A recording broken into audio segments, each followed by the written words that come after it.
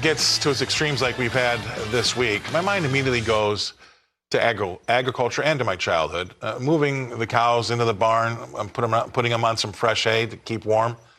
That barn heats up pretty quick, doesn't it, right? And worrying about them calving out in the field during some pretty bad weather.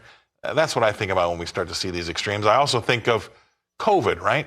And how the agricultural community didn't really get to roll up into a ball hiding underneath their desks, waiting for a vaccine to be released so that they could finally go back to Starbucks, right? It's a hardy job, agriculture, and one that you can uniquely do everything absolutely right and still lose money. Mother Nature, she's tough.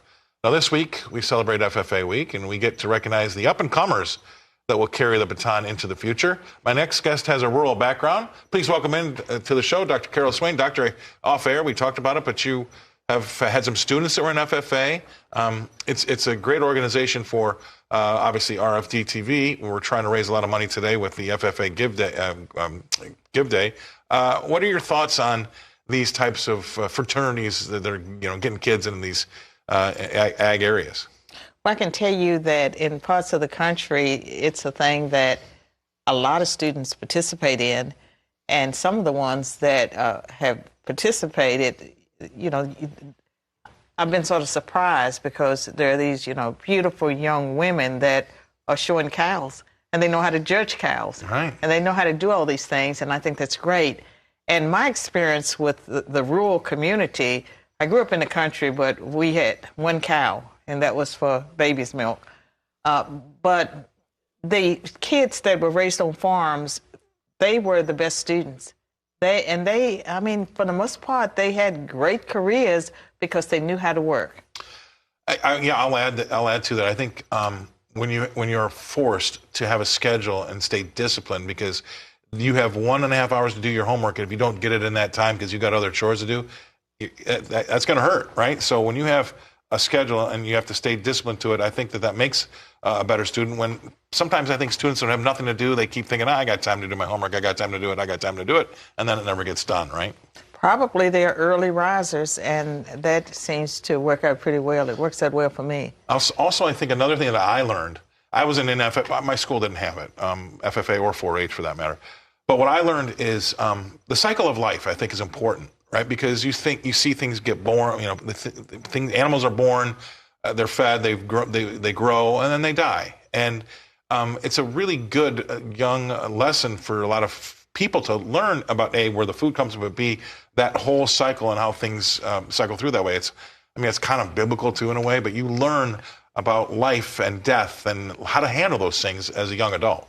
Also, being out in nature draws you naturally closer to God. If we don't talk about the Bible, it says Jesus went to, isolated places to pray.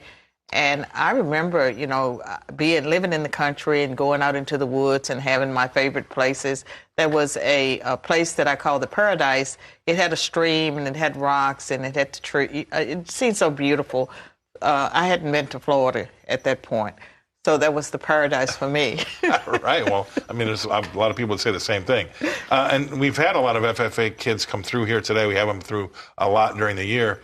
But what a lot of people forget is, I think it's also when you're a big club like that, there's a lot of networking. It's a big fraternity, and it can help you later in life when you're looking for a job or interviewing other people. It's good to have all those connections and that network. It's true, but here's something else. I think the future will be brighter for farmers because over the years we've heard about people losing their farms and all of these terrible things that have happened to rural America.